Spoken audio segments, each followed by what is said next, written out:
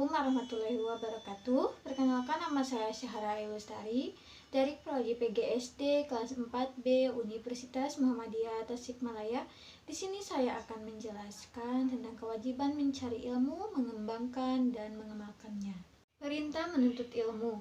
Sesungguhnya Islam adalah syarat keselamatan di sisi Allah. Islam tidak tegak dan tidak akan ada kecuali dengan ilmu. Tidak ada cara dan jalan untuk mengenal Allah dan sampai kepadanya kecuali dengan ilmu. Menuntut ilmu dalam Islam hukumnya wajib atau fardu. Para ahli fikih mengelompokkannya dua bagian, yaitu satu fardu ain dan dua fardu kifayah.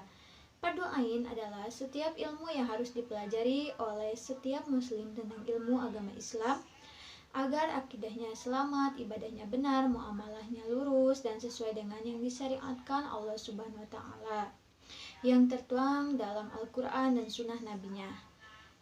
Yang kedua, fardu kifayah adalah ilmu yang memperdalam ilmu-ilmu syariat dengan mempelajari, menghafal dan membahasnya. Misalnya spesialisasi dalam ilmu-ilmu yang dibutuhkan umat Islam seperti sistem pemerintahan, hukum, kedokteran, dan lain-lain.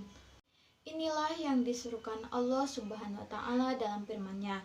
Tidak sepatutnya bagi orang-orang mukmin pergi semuanya ke medan perang. Mengapa tidak pergi dari tiap-tiap golongan di antara mereka beberapa orang untuk memperdalam pengetahuan mereka tentang agama dan untuk memberi peringatan kepada kaumnya apabila mereka telah kembali kepadanya, supaya mereka itu dapat menjaga dirinya. QS atau Ubah ayat 9. Bahwa tidak ada jalan untuk mengenal Allah, meraih ridhonya, serta menggapai keuntungan dan kedekatan dengannya, kecuali dengan ilmu.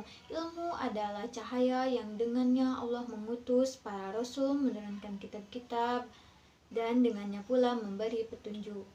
Dan selanjutnya, keutamaan orang berilmu. Mencari ilmu merupakan kewajiban setiap manusia. Tanpa ilmu kita tidak bisa menjalani hidup ini dengan baik. Orang yang tidak memiliki ilmu biasanya akan dimanfaatkan oleh orang lain, bahkan orang yang tak berilmu itu akan dibodohi oleh orang lain. Oleh karena itu, kita sebagai manusia yang diberi akal dan pikiran, carilah ilmu demi kelangsungan hidup yang lebih baik. Ilmu menurut Imam Al-Ghazali dibagi menjadi dua, yaitu ilmu yang bersifat syariat, yang kedua ilmu yang bersifat akal. Ilmu yang bersifat syariat ada dua ya. Satu, ilmu usul atau pokok atau ilmu tauhid merupakan ilmiah teoritis. Yang kedua, ilmu furu atau cabang merupakan ilmu praktis. Hal ini ada yang menyangkut hak Allah Ta'ala seperti segala yang terkait ibadah.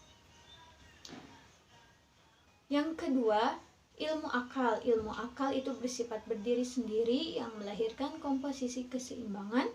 Ilmu akal ini menurut beliau dibagi menjadi tiga. Yang satu ialah matematika dan logika.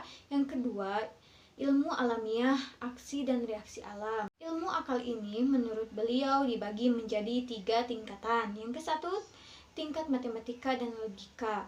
Yang kedua, tingkat ilmu alamiah atau aksi dan reaksi alam. Yang ketiga, tingkat ilmu teori tentang realitis berujung pada ilmu kenabian, mukjizat, teori jiwa yang suci.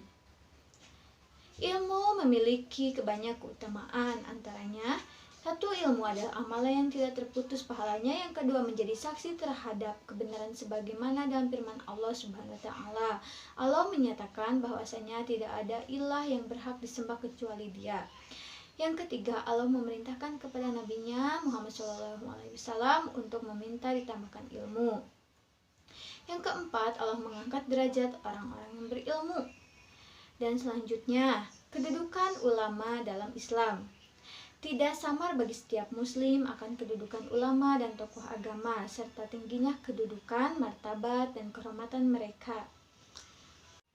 Dalam hal kebaikan, mereka sebagai teladan dan pemimpin yang diikuti jalannya serta contoh perbuatan dan pemikiran mereka. Para ulama bagaikan lentera penerang dalam kegelapan dan menara kebaikan, juga pemimpin yang membawa petunjuk dengan ilmunya. Mereka mencapai kedudukan al-ahya atau orang-orang yang penuh dengan kebaikan serta derajat orang-orang yang bertakwa. Dengan ilmunya, para ulama menjadi tinggi kedudukannya dan martabatnya, menjadi agung dan mulia kehormatannya. Di antara keutamaannya adalah para malaikat akan membentangkan sayapnya karena tunduk akan ucapan mereka, dan seluruh makhluk hingga ikan yang berada di air pun ikut memohon ampunan baginya. Para ulama itu adalah pewaris nabi, dan sesungguhnya para nabi tidak mewariskan dinar, tidak juga dirham.